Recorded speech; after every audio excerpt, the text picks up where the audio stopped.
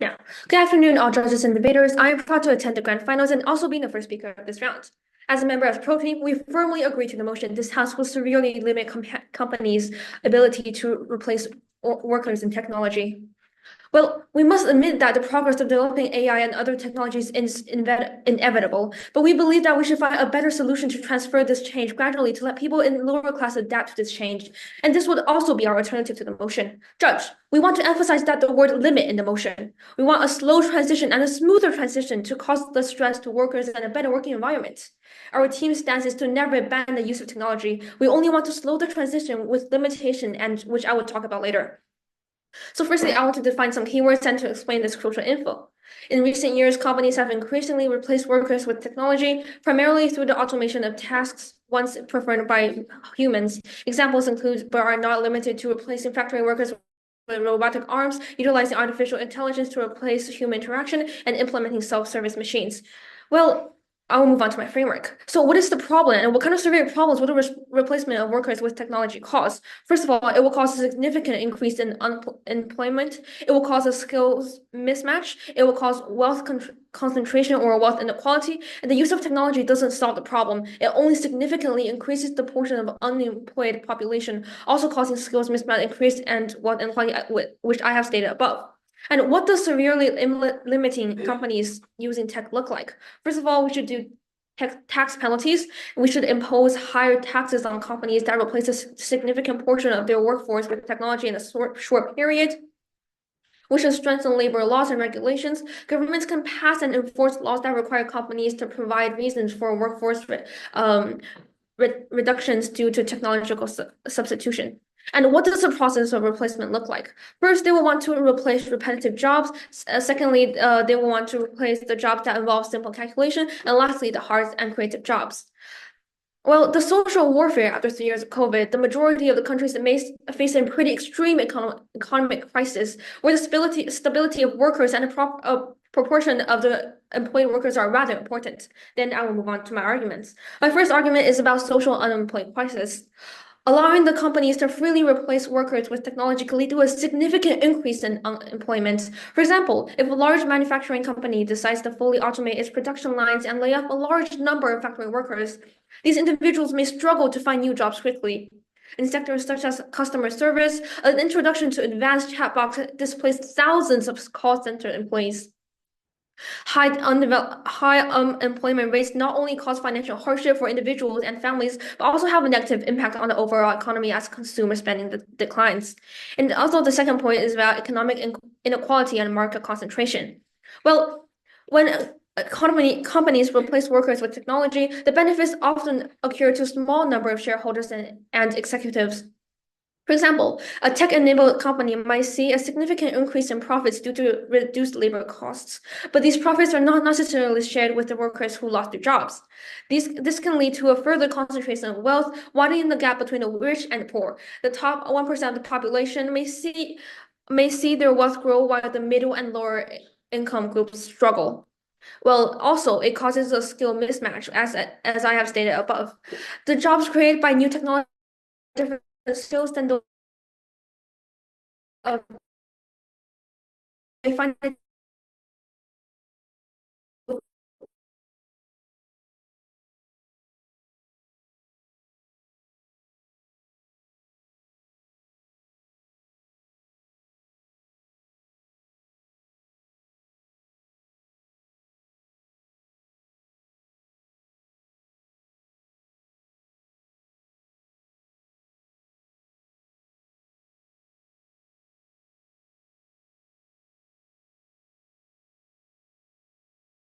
that you face. This can result to fewer choices for consumers and less innovation in the long run, as the dominant companies face less pressure to improve. And overall, with the arguments stated above, we urge a pro ballot. Thank you. Limiting companies' abilities to replace workers with technology could hinder economic growth, innovation, and global competitiveness. Automation drives efficiency, reduces costs, and creates new, higher skilled job opportunities. While it may displace some jobs, it also transforms roles, improving job quality and safety. Restricting automation could prevent businesses from staying competitive in an increasingly tech driven world. ultimately limiting the potential for societal progress and long-term economic resilience. Instead of restricting technology, the focus should be on preparing workers for the new opportunities it creates. If automation were limited and robots weren't used to assist workers, companies would likely struggle to keep up with the growing demand for faster production and more efficient services. As a result, businesses would be forced to rely more heavily on human labor for repetitive and time-consuming tasks, leading to higher costs and slower innovation. Without the assistance of robots, workers could face burnout from monotonous tasks, which could ultimately reduce job satisfaction and productivity. Now onto my rebuttals. The proposition said that it's harder to find new jobs, but while it's true that automation changed the job landscape, it also creates new opportunities for skilled workers in tech, engineering, and maintenance roles, something that we don't need robots for. In fact, studies have shown that automation can lead to a net increase in job creation. In addition, there are many, many other jobs that do not require robots. Now onto my two standard arguments in my speech. Judge, Go imagine on. that hackers make countless mistakes, and in a big company, it could even result in shutting down. For example, McDonald's was sued millions of dollars for burning a customer with coffee. As humans, we tend to make more mistakes, and although we are not saying that it is bad to make mistakes, it can give financial strain and burden to the company. Whereas robots, on the other hand, are prone to make mistakes, which is way more superior. Limiting the use of technology to replace workers isn't just smart business decisions, it is a compassionate one that can protect both employees and the company. When companies rely too heavily on automation, mistakes and accidents become more frequent, often with devastating consequences. A study by McKinsey Global Institute found that businesses with a more balanced approach to automation experience 20% fewer operational errors and 15% fewer workplace accidents. Consider a manufacturing company that chose to integrate automation while keeping skilled workers in key roles. By doing that, they not only reduced the costly product defects and recalls, but also avoided the financial chaos and emotional toll of lawsuits. This approach does not safeguard this approach doesn't just safeguard profits, it protects livelihoods, fosters trust, and ensures the well-being of both workers and the company's future. And just to be clear, we are not stating that robots should replace everything. It's just in factories that need a lot of work. Judges, for my next argument, I'd like you to just imagine how fast robots are compared to humans. Robots are more efficient and require less manpower, significantly enhancing productivity across various industries.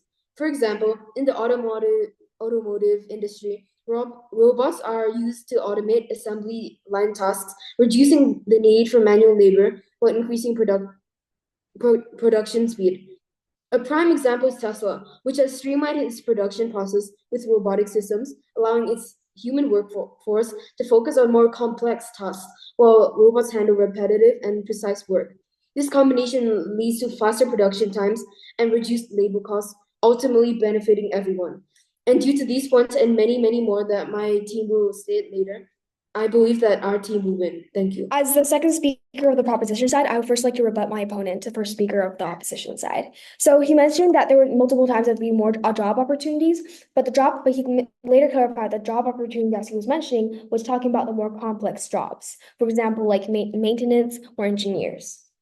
But first, I'd like to say that the people that you're replacing are the blue collar workers that you're talking about replacing are the blue collar workers that work in the factories every single day, like clicking a hammer or something, doing the same thing for like 16 hours a day or something like that.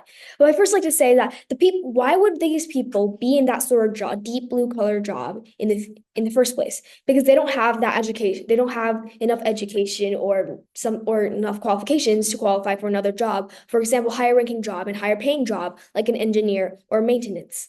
If they were able to afford or have that sort of education value to be able to get to those jobs in the first place, they would. But sadly, they don't. So it's like kind of weird.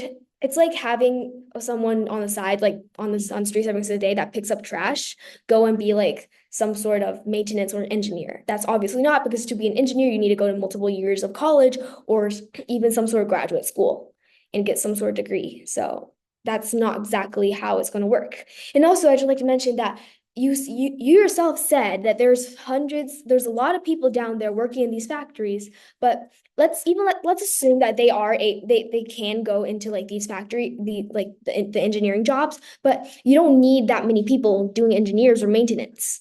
So they're still going to be the majority of their outside unemployed. So it doesn't fix any issues. In fact, it only causes more less jobs, and it actually causes more unemployment. And also, I just like to say that no, if people don't have a jobs, unemployment, they don't have the money to buy stuff. If they don't have the money to buy stuff, and there's no consumerism to buy the product that you're producing faster. So there's really no point in that. So people should have jobs before the product. So job before the product. And also, I'd like to move on to my own point now. Okay, so I'm talking about ethical and moral concerns. First, corporate responsibility. Companies have a moral obligation to consider the well-being of their employees and society as a whole. Replacing workers without proper consideration for their livelihood goes against the principle of societal roles. A company that values its employees would explore alternative solutions such as retraining programs or job reassignment rather than simply cutting jobs. For example, a company could invest in upskilling in a workforce to operate and maintain new technologies rather than replacing them entirely. Second, I'm talking about human-centered approach. There's a value in human labor that goes beyond economic efficiency, and workers constantly bring the creativity, problem-solving skills, and the human touch to their jobs that technology may not be able to replicate. In fields such as healthcare, education, and the arts, human element is crucial and special. For example, a teacher's ability to understand and emphasize the student's individual needs cannot be replaced by an online learning algorithm. Another example is artists would individually be able to create art based off of the real world and how they perceived it, based off of their own life experience. The same thing would apply to a teacher. A human-centered approach to work emphasizes the importance of maintaining jobs that require human skills and values, things that AI machinery can simply not do. And third, I'm talking about unemployment crisis, social disruptions, basically. I'm adding on to the first speaker. Higher unemployment areas due to technology's replacements can experience social problems such as increased crime rates, mental health issues, and a breakdown of community cohesion. People who lose their jobs and face financial difficulties may be more likely to engage in criminal activities to make ends meet. The stress and anxiety associated with unemployment can also lead to a higher prevalence of depression and other mental health disorders. And so in conclusion, the society and the world needs humans in industry, and it's an essential part of a lot of products, and humanity can simply not afford this sort of loss. Limiting the use of technology would avoid companies from getting to their true potential and creates many economic losses for the company itself. The use of technology being used to replace human workers serve as a safer, cleaner, less time-consuming, and more efficient method of handling things. Judge, don't we want companies to start producing things faster, cleaner, and more hygienic? To satisfy demand and meet the right amount of budget, human workers just isn't efficient and worth the money enough. These robots can work without end and can just keep on producing. Now, before I go on to my points, I'll continue with my rebuttals.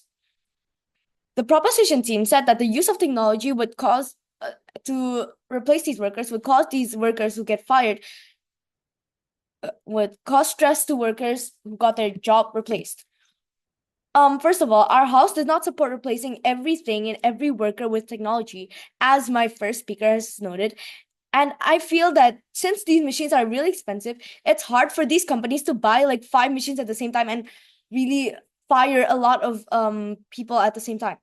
And if that may be true, and those workers do get, quote, stressed because of, quote, sudden job loss, in reality, in the United States and many other countries, there is a Worker Adjustment and Restraining Notification, WARN Act. It's a federal law that requires certain employees to give 60 days notice to employees before firing them, which I believe is more than enough time to relieve themselves and find another job. Because adding to that, it's really unlikely that a lot of factories just fire everyone at the same time. They can always just go to other factories that are less developed and don't have that much good technology. Then they proceed to state that the job loss of these workers would make these workers do crime and things like that. This may be true in some way, but I believe that, again, it is highly unlikely that all these companies fire all these workers at the same time to make a true effect on our society. Now, done with my rebuttals, I'll continue with my points. Allowing and supporting companies to use more technology to replace human workers would inevitably make things a lot easier and simpler and would bring forth much more advantages than it would harm. Now, what advantages? I have two. Number one, efficiency for long-term advantages and consistency. Switching human workers with technology would not only benefit the society and workers, but it would also immensely benefit the company by so much. Judge, I trust you understand that workers need to be constantly paid for each hour and at a high demand too, because as we know, inflation. Unlike robots, for robots, companies can just pay once for the machine and pay a much cheaper price of electricity compared to labor that would eventually lead to a lot more profit in the long term.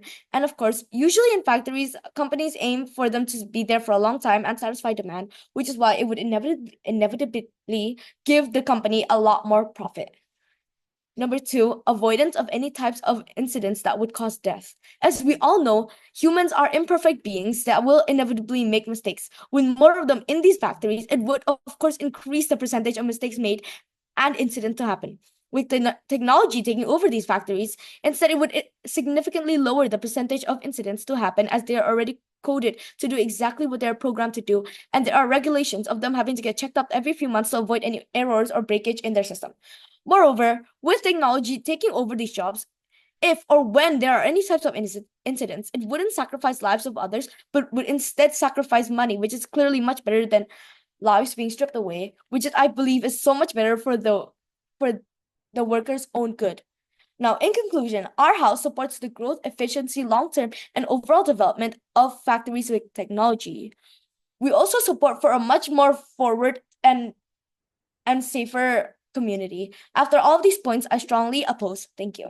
All right, so first I want to do a rebuttal to our other teammate. That is at first, what our opponents said that the machine costs a lot, so they cannot replace anyone. This is actually supporting us if you think about it. If they can only afford like 5 machines, it is actually a limit. Since they agree that only replacing some of the workers, they're actually helping our side. Next, I'm going to focus on our burdens. Firstly, it is the urgency of job loss. Well, first I want to provide some background of this motion. So firstly, there is this post-COVID economy, which is having low employment, which is very important. And secondly, it causes job loss. Thirdly, the wealth gap is actually being bigger and higher wealth concentration. And fourthly, social welfare isn't complete. Right now, the trend is that tech is way more efficient. We need to replace the workers.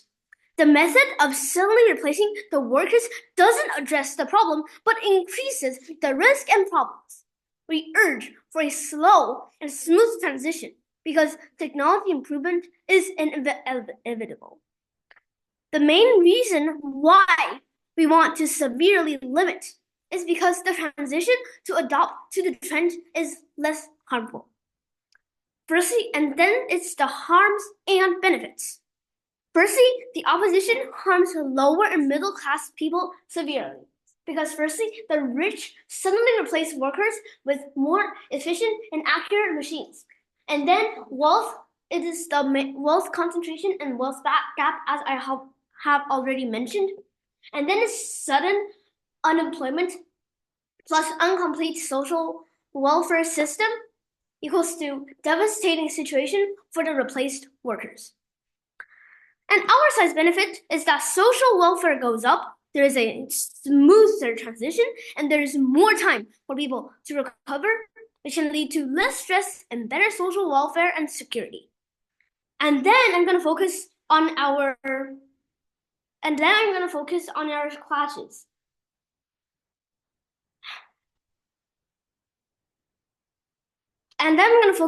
clashes. Does the replacement harm the most people? One CEO gets benefited, right? But like thousands and thousands of workers get harmed. A few companies get benefits, the whole society and the market is harmed. Our impact scope is like severely impacted. They never care about people. Does limiting help the most vulnerable people? Yes. So, and then I'm gonna do some comparison. So, I would like to make a comparison between the worst case scenario of the proposition side and the best case scenario of the opposition side. The worst case scenario that can happen is what the proposition side is advocating is put into use is that when we limit the exchange, let's say if we input higher tax, then what will happen is that social welfare will catch up, so there will be less stress for workers and there will be better social security. Social welfare overall and retaining programs. So basically nothing really vastly negative, and if anything, bring positive impact to our world and society, including its citizens. However, the same utopia cannot be achieved in the opposition, even in its best case scenario. The opposition's best case scenario is that the automation is good, doing well, but due to that lack of need for human labor and human touch and work.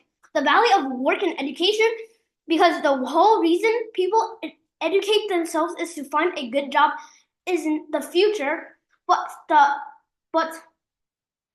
this is clearly not needed. Education, work is not valued anymore, and basically we live in the middle of a huge group of restarts. Judge, it is easy to tell that clearly the opposition best case scenario is not even close to the proposition's worst case. Not even close. Thank you. Judges, by using robots and technology, there will be more benefits and it will bring more good than harm. Starting from the fact that we don't need to pay workers and we don't have to waste our energy to get mad at the robots. Because by using workers, they're more likely to make mistakes than robots. Robots don't make mistakes at all. And even if I said that, the proposition team might rebuttal saying that, oh, robots don't make mistakes. Well, the mistakes they make aren't as careless as humans, and they make less mistakes than humans. Now, we, the opposition team, oppose to the motion to severely limit companies' ability to replace workers with technology. Technological advancements drive economic growth, efficiency, and productivity. Restricting this would stop innovation and hinder progress. Judges, the proposition team does not care about the world improving and the world being better. They only care about workers that are fired. And what they don't realize is that if we have a better world, that means more people will be happier, and that will result in more job opportunities. Because as robots have taken some jobs, of course they would of course make more jobs or make more companies, which will make people be in those jobs. Now, as I'm going to say again, not every job is going to be taken over. And then the proposition team stated that we're actually supporting their team, which I will talk about more in my rebuttals, which would make workers also have some more opportunities. Now, I'd like to clarify that first, I will take POIs verbally, and second of all, I'd like to clarify that they stated that my second speaker said that the machines would be too expensive to get 5, but I think they have misunderstood our second speaker as she said that it's unlikely, that it's not possible. She said that not all companies have the ability to do that, but of course, a lot of big companies can, and it's unlikely they would all fire workers at the same time, as of course, they need different machines for different uses. Now, I'd like to move on to my rebuttals. So first of all, the proposition team stated that people don't have enough money to buy stuff and the things that you produce, because and she stated clearly that because you're firing workers and the workers don't have enough money, so it's basically the same thing, you don't earn money. So, well, yes, this might be true, that still they won't be able to buy things and buy your produce, but there's something called donating. So you basically can donate things to people that can't buy it. And you also can give, for example, you can give free food daily. And some companies, they're also doing that right now. And in result, they're not losing money. Some companies that are doing this are such like Google, Amazon, Microsoft, and many more companies. And then after that, they also stated that once a CEO or a wealthy CEO or wealthy people doesn't care about like people who are non-profitable or people that are poor or wealthy like that, poor or doesn't have money. Well, I want to rebut and say again that this is not true. And I will repeat again because you can donate to people. And then my last rebuttal is that they said that we are supporting their team because that we said that not all companies are able to buy, and they said that we are technically supporting their team. Well, this is not true because that technically we are not supporting their team because we are technically buying some robots. We're not technically buying all robots in the world because of course we wouldn't have enough money to do that. So we are technically not putting everything, okay? We're just doing some workers. And besides, workers also can earn money in by joining, for example, other companies that don't have enough money to buy the robots. And by that, I stand as opposition side. Thank you. While my opponents have raised concerns about job displacement and the impact of automation, it's crucial to recognize that technology can actually enhance the workforce rather than replace it. Automation increases efficiency, reduces costs, and allows workers to focus on more complex, creative tasks. Rather than taking away jobs, it empowers workers to engage in high-value work, fostering growth and improving overall job satisfaction. I, as a replied speaker of opposition, will explain why we want the clashes. Firstly, we have stated that with robots taking care of the factory work like packaging or wrapping, it is an opportunity for more sophisticated jobs. The proposition replied to this as they're not capable enough to be an engineer or something like that. As humans, we have the most desire and strength when we have no options left. This small window of despair will ultimately lead to the person learning and becoming someone better. There are countless jobs that don't need robots, and as a result, our world will improve.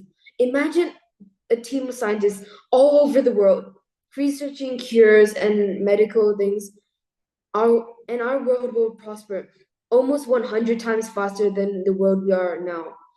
While proposition might say some people wouldn't want to learn, if everyone around you is smart, it just triggers a natural competitiveness within us.